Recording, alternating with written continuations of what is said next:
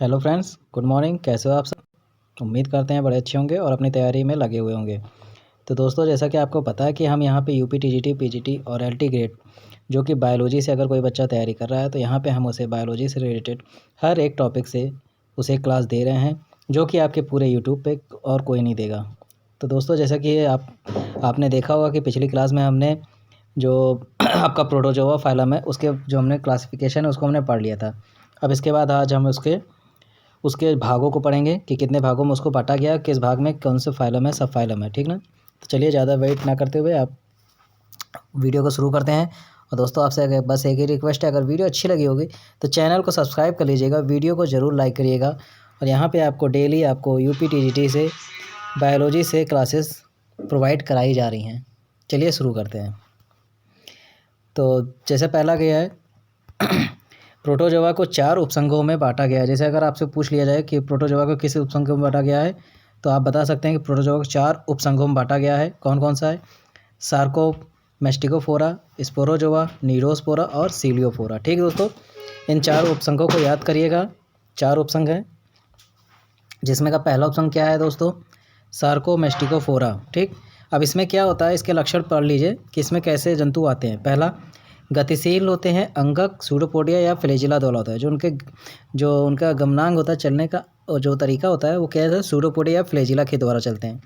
नाभिक एक ही प्रकार का होता है जो कि मोनोमार्फिक होता है। अगर आपसे एग्जाम में पूछ ले कि सार्कोमेस्टिकोफोरा में पाए जाने वाले जो जंतु हैं उनके नाभिक में कितने नाभिक होते हैं उनके, तो आप बता सकते हैं एक नाभिक होता है या तो मोनोमॉर्फिक होता है। ठीक, आप इतना बता सकते हैं। इनमें से कोई बीजाणु निर्माण नहीं होता है, लेकिन इनमें क्या होता है, बीजाणु का निर्माण नहीं होता है। प्रजनन में युग्म विवाह होता है, कंबाइंड होता है। ठीक दोस्तों, नेक्स्ट, सुपर क्लास। अब सार्कोमेस्टिकोफोरा की भी क्लास है, जिसमें एक क्लास आती है मेस्टिकोफोरा। अब इसमें क्या आता है, इन्हें सामान्यतः फ्लैगलेट या फ्लैजिलेट कहा जाता है। फ्लैजिलेट किस में होता है? जिसमें फ्लैजिला पाए जाते हैं। ठीक, ऐसे ऐसे फ्लैजिला होते हैं, ये फ्लैजिला कहलाता है। ठीक दोस्तों, वयस्कों में गतिशील अंग कशाभिकाएँ होती हैं। इनमें क्या होता है, गतिशील अंग कशाभिकाएँ, कशाभिका द्वारा ये तैरते हैं।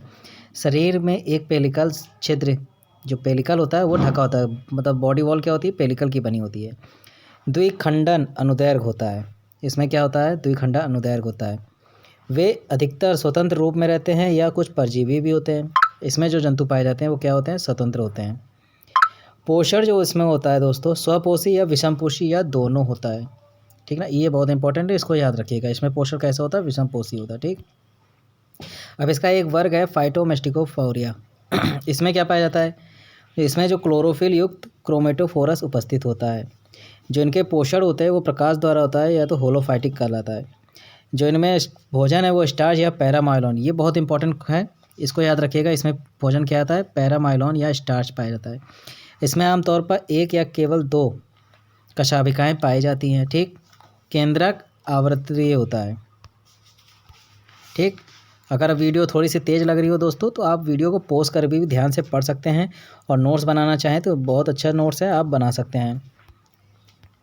नेक्स्ट, इसका वर्ग क्या है, फाइटोमेस्टिकोफोरिया।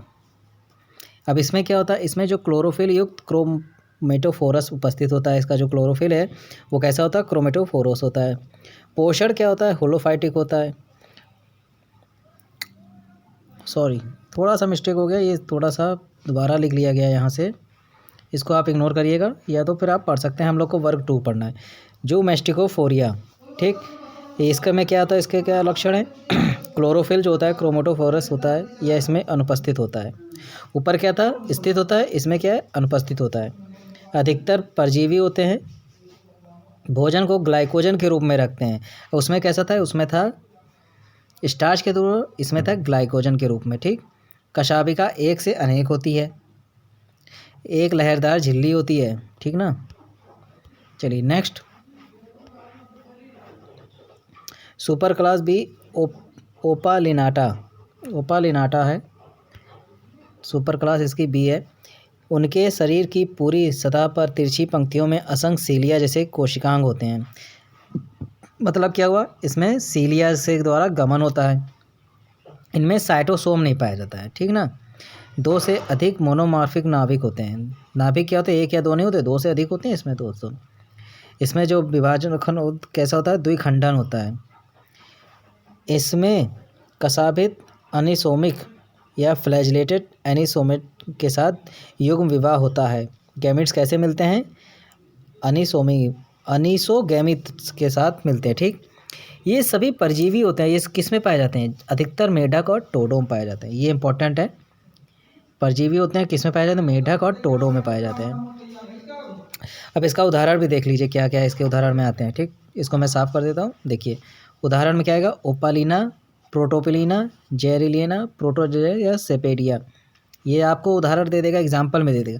अब पूछ लेगा बताइए ओपालिनाटा ग्रुप का कौन सा ये जंतु है या फिर प्राणी है, तो आपको पता होना चाहिए कौन इसके अंतर्गत आते हैं। चलिए सुपर क्लास सी सार्कोडीना, ये इम्पॉर्टेंट है, ये इम्पॉर्टेंट है, एग्ज़ाम में आता है, इसको ध्यान रखिएगा। इसमें क्या है, जो इसके जो चलन अंग है या गमन किससे करता है, ये स्यूडोपोडिया से करता है। ठीक, इसका अमीबीय रूप प्रमुख है। अमीबा कौन सा है, सार्कोडीना ग्रुप का, इसको याद रखिएगा। आमतौर पर बीजाणु नहीं बनते हैं, इसका खोल भी कठोर होता है। युग्मक और कशाभिका युक्त शिशुओं का निर्माण सामान्य है। पोषण जो होलोजाइक या स्पेरोजाइक होती है, ये इंपॉर्टेंट है। इंपॉर्टेंट टॉपिक मैं बता देता हूँ आपको कौन सा है, उसको आपको ध्यान रखें। इंपॉर्टेंट ये है, पोषण होलोजाइक होता है, चलन अंग स्यूडोपोडिया होता है, और इसका क्या है, अमीबीय प्रमुख रूप है। इसके 3 टॉपिक इंपॉर्टेंट है। नेक्स्ट, उपफाइलम नीडोस्पोरा। ठीक, तीसरा क्या है, नीडोस्पोरा। अब इसमें क्या है, बीजाणुओं में कई कोशिकाएं होती हैं जिनमें एक या एक से अधिक ध्रुवीय तंतु होते हैं जो कुंडलित धागे नुमा होते हैं और बाहर निकल सकते हैं, तथा एक या एक से अधिक सार्कोप्लाज्म या सार्कोप्लाज्म, जिसे क्या कहते हैं, स्पोरोजॉइड के अनुरूप जो होते हैं उसको सार्कोप्लाज्म कहते हैं। स्पोरोप्लाज्म या सार्कोप्लाज्म होते हैं, सभी परजीवी भी होते हैं। इतना याद रखें, नीडोस्पोरा में होते हैं जो सभी परजीवी होते हैं, उसमें कोई भी स्वतंत्र नहीं होते हैं। युग्मनज स्पोरोगोमी के बिना एक या एक से अधिक ट्रोफोजाइट को जन्म देता है। तो आपको इसमें से कितने पॉइंट याद रखने हैं, पहला सभी परजीवी होते हैं, सार्कोप्लाज्म स्पोर के अनुरूप होते हैं। 2 पॉइंट इसमें याद रखने वाला एक है। नेक्स्ट, मिक्सोस्पोरिडिया। इसमें क्या है दोस्तों, बीजाणु जो होते हैं बहुकोशिकीय मूल रूप से और बड़े होते हैं। 2 या 3 वल्वों वाले एक या एक से अधिक स्पोरोप्लाज्म होते हैं। मछलियों के परजीवी हैं। देखिए इंपॉर्टेंट है ना, मछलियों के परजीवी कहाँ पाए जाते हैं, मिक्सोस्पोरिडिया में पाए जाते हैं। ये इंपॉर्टेंट है, इसको याद रखिएगा। नेक्स्ट, सीलियोपोरा, ये भी इंपॉर्टेंट ग्रुप है। उपसंग 4 सीलियोस्पोरा। अब इसमें क्या आता है, उनमें गति के लिए सरल पक्षमाभी कोशिकांग होते हैं।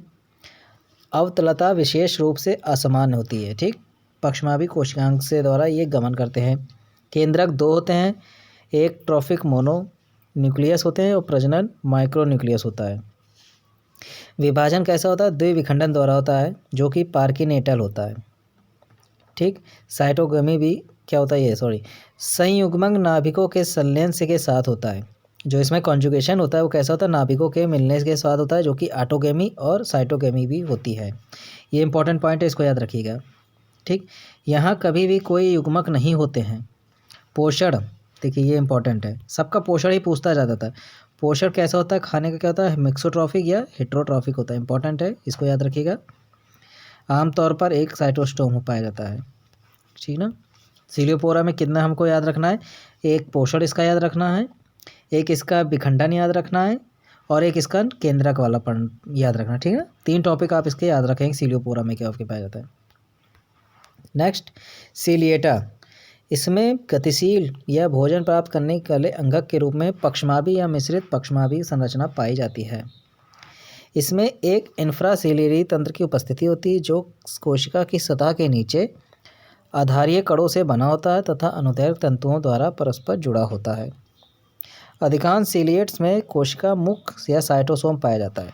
इंपॉर्टेंट टॉपिक है, क्या पाया जाता है, मुख को क्या बोलते हैं, साइटोस्टोम बोलते हैं। याद रखिएगा, सीलिएटा में पाया जाता है जो कि साइटोस्टोम कहलाता है, और गुदा छिद्र को साइटोपाइज कहते हैं। ये बहुत इंपॉर्टेंट है, 2021 में ये पूछा गया था। ठीक ना, इतना याद रखिएगा। किसको? साइटोस्टोम और साइटोपाइज। पूछ लेता है साइटोपाइज और साइटोस्टोम किसे कहते हैं? तो साइटोस्टोम कहते हैं कोशिका के मुख को, और साइटोपाइज कहते हैं गुदा छिद्र को, जिससे अब जो अपशिष्ट है वो बाहर निकलता है। नेक्स्ट, दो प्रकार के केंद्रक, जो कि एक माइक्रो न्यूक्लियस होता है, दूसरा माइक्रो न्यूक्लियस होता है। ठीक, मैक्रो और माइक्रो दो प्रकार के केंद्रक पाए जाते हैं, बहुत इंपॉर्टेंट है। विखंडन इसमें अनुप्रस्थ होता है, बीच से आप चीर दोगे, दो भागों में विभाजित हो जाएगा। लैंगिक प्रजनन में कभी भी मुक्त युग्मकों का निर्माण शामिल नहीं होता है। समुद्री और परजीवी प्रकारों में भी एक या एक से अधिक संकुचनशील रिक्तियाएँ मौजूद होती हैं। तो इसका जो सिलिएटा ग्रुप है उसमें कितने याद करने लायक है? एक तो इसका गमक सीलियक द्वारा होता है, दूसरा इसमें जो केंद्रक पाए जाते हैं, और तीसरा इसके जो अधिकांश जो मुख क्षेत्र है और गुदा क्षेत्र, इन दोनों को। 3 टॉपिक आपको सिलिएटा ग्रुप से याद रखने हैं, जो कि एग्ज़ाम में पूछे जा सकते हैं। तो दोस्तों ये था हमारा आज का टॉपिक, जो कि था प्रोटोजोआ के क्लासिफिकेशन से। अगर आपको वीडियो अच्छी लगी होगी तो वीडियो को लाइक कर दीजिएगा, चैनल को सब्सक्राइब कर दीजिएगा।